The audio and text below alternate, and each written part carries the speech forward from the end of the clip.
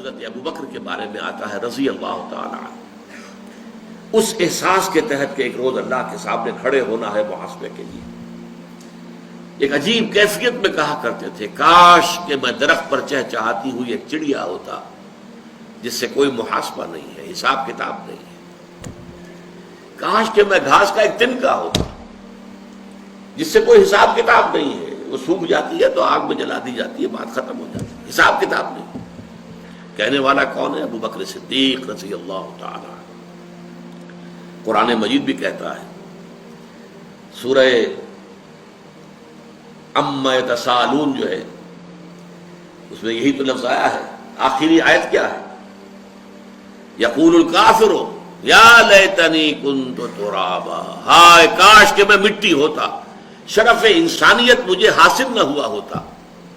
اور فارسی میں ایک شاعر نے کہا ہے کیفیت کیا ہوگی کہ ہر انسان کہے گا مرائے کاش کہ مادر نہ زادے، کاش کہ میری ماں نے مجھے کبھی جنا نہ ہوتا۔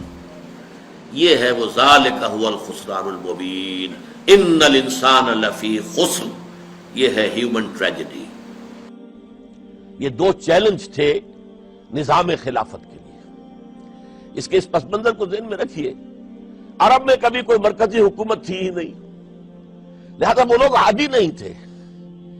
اگر کوئی حکومت پہلے ہوتی تو کوئی ٹیکس ہوتے، پہلے کوئی عادی ہوتے وہ تو وہاں پر تو کوئی نظام تھا ہی نہیں۔ انہیں زکوٰۃ بہت بھاری لگ رہی تھی، ہم سے یہ لیا جا رہا ہے، ہماری آمدنی کا ایک حصہ، یہ بہت انہیں کھل رہا تھا، شاخ گزر رہا تھا۔ اسی طریقے سے عرب کی صورت یہ تھی کہ پورا ملک تقسیم تھا، قبائلی، اور ہر قبیلے کا سردار گویا کہ اپنے علاقے کا وہ بے تاج بادشاہ تھا۔ جیسے آپ کو معلوم ہے افغانستان میں طالبان کے آنے سے پہلے وار لارڈز مختلف علاقوں کے اندر انہوں نے پھاٹک لگا لیے، اپنے علاقے بنا لیے، ہر ایک اپنی جگہ پر میں خود یہاں کا مالک ہوں، مختار ہوں۔ اور اب طالبان کے خاتمے کے بعد دوبارہ وہی صورت پیدا ہو گئی، امن و امان ختم ہو چکا ہے، وار لارڈز ہیں، ان کے اپنے علاقے ہیں۔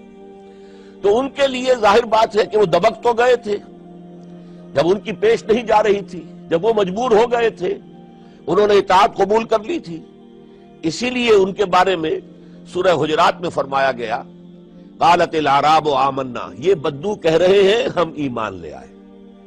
قل، اے نبی ان سے کہہ دیجئے لم تؤمنوا، تم ایمان نہیں لائے ہو، ولکن قولوا اسلمنا، یوں کہو کہ ہم نے اطاعت قبول کر لی ہے، ہم اسلام لے آئے ہیں۔ ولما يدخل الايمان في قلوبكم، ابھی تک ایمان تمہارے دلوں میں داخل نہیں ہوا۔ یہ سب کا معاملہ نہیں تھا، لیکن اکثر کا معاملہ تھا۔ ان میں مومنین صادقین بھی تھے، لیکن اکثر کا معاملہ یہ تھا۔ یہی وجہ ہے، دیکھیے جیسے قرآن مجید کی صورت نازل ہوئی تھی تکمیل انقلاب کے بعد، اذا جاء نصر اللہ والفتح ورأيت الناس يدخلون في دین اللہ افواجا، جب اللہ تعالیٰ کی نصرت اور مدد آ گئی اور فتح حاصل ہو گئی اور حضور کو اور صحابہ کو جزیرہ نما عرب کے اندر غلبہ حاصل ہو گیا، اب لوگ فوج در فوج آ رہے ہیں، اطاعت قبول کر رہے ہیں، دائرہ اسلام میں داخل ہو رہے ہیں۔ لیکن نوٹ کیجئے حضور کے انتقال کے بعد جو یہ دو کاؤنٹر ریولوشنری موومنٹس اٹھی، ایک جھوٹے مدعیان نبوت اور ایک منکرین زکوٰۃ، ان کے نتیجے میں تقریباً تو پورا عرب مرتد ہو گیا۔ یخرجون من دین اللہ افواجا، اب فوج در فوج وہ اللہ کے دین سے نکل گئے، یہاں تک کہ اسلام صرف ملک حجاز، تھوڑا سا علاقہ، اس کے بھی بڑے شہروں تک محدود رہ گیا۔ یہ خطرناک صورتحال تھی جس سے کہ حضرت ابو بکر صدیق رضی اللہ تعالیٰ عنہ کو سابقہ پیش آیا۔ وہ اگرچہ ایک بڑے نحیف الجسم، بڑے رقیق القلب انسان تھے، بہت رحیم اور شفیق، حضور کی شخصیت کا عکس کامل تھے۔ جیسے حضور کی طبیعت میں نرمی، رقت، شفقت، رحمت، ایسے ہی ان، لیکن جب ذمہ داری کا بوجھ آیا ہے، چیلنج آیا ہے تاریخ کا، اس وقت معلوم ہوا کہ ان کی تو شخصیت آہنی ہے، بڑی قوی، بہت مضبوط، ان کا عزم، ان کی ہمت، ان کا استقلال، ان کا اللہ پر توکل۔ اس موقع پر میں آپ کو بتاتا ہوں، بہت سے لوگوں نے مشورہ دیا تھا کہ مصلحت کا تقاضا ہے کہ کئی محاذ نہ کھولیے بیک وقت، مسلمانوں کے دل پہلے ہی زخمی ہیں حضور کے انتقال کی وجہ سے۔ پھر حضور نے ایک جیش اسامہ تیار کیا تھا، ہم نے چاہا تھا کہ آپ اسے روک دیں، آپ نے کہا نہیں، جو لشکر حضور نے تیار کیا ابو بکر اسے نہیں روکے گا، وہ گیا۔ پھر جو مدعیان نبوت ہوئے وہ تو یقیناً کافر ہو گئے، لہذا ان سے بھی قتال کرنا پڑے گا۔ کم سے کم منکرین زکوٰۃ کے ضمن میں نرمی کیجیے۔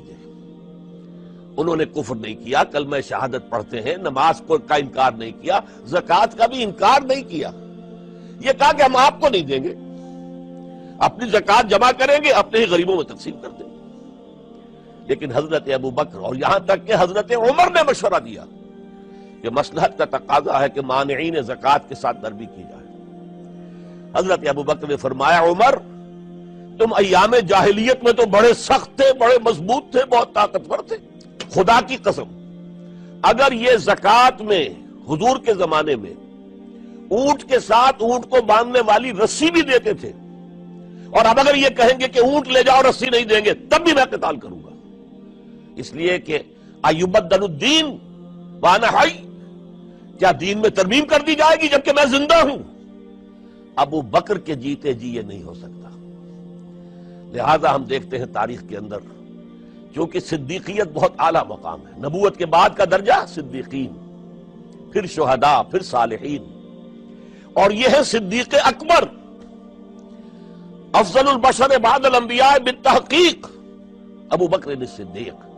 سال 1.5 سال کے اندر دونوں فتنوں کی سرکوبی کر دی گئی، کنسولیڈیٹ ہو گیا انقلاب دوبارہ، اس میں ہزاروں صحابہ کرام کی جانیں گئی۔ ایک جنگ یمامہ مشہور ہے، مسیلمہ کذاب کے خلاف 500 حفاظ اس جنگ میں شہید ہو گئے۔ تشویش ہو گئی کہ اگر حفاظ جو ہے اس طرح شہید ہو گئے تو کہیں قرآن گم نہ ہو جائے، ضائع نہ ہو جائے، کتابی شکل میں تو تھا ہی نہیں، وہ تو سینوں میں محفوظ تھا، اس لیے تجویز پیش کی گئی کہ اب اسے کتابی شکل میں، جیسے ایک کتاب 2 جلد کے گتوں کے مابین ہوتی ہے، مابین دفتین مرتب کر دیا جائے، تب یہ کام کیا گیا۔ بہرحال پہلا مرحلہ یہ تھا کہ کاؤنٹر ریولوشنری موومنٹس، چونکہ ابھی انقلاب صرف عرب میں آیا تھا اور عرب ہی کے اندر سے کاؤنٹر ریولوشنری موومنٹس ابری، جھوٹی نبوت اور مانعین زکوٰۃ کی شکل میں، اور حضرت ابو بکر رضی اللہ تعالی عنہ نے اپنی عظیمت کا ثبوت دیتے ہوئے ان دونوں موومنٹس کو کچل کر رکھ دیا اور انقلاب اسلامی کو اثر نو کنسولیڈیٹ کر کے پھر قیادت حکم خداوندی کی روح سے کہ ان کے انتقال کا وقت آ گیا تو حضرت عمر فاروق کو نامزد کر کے ان کے سپرد کر دی رضی اللہ تعالی عنہ۔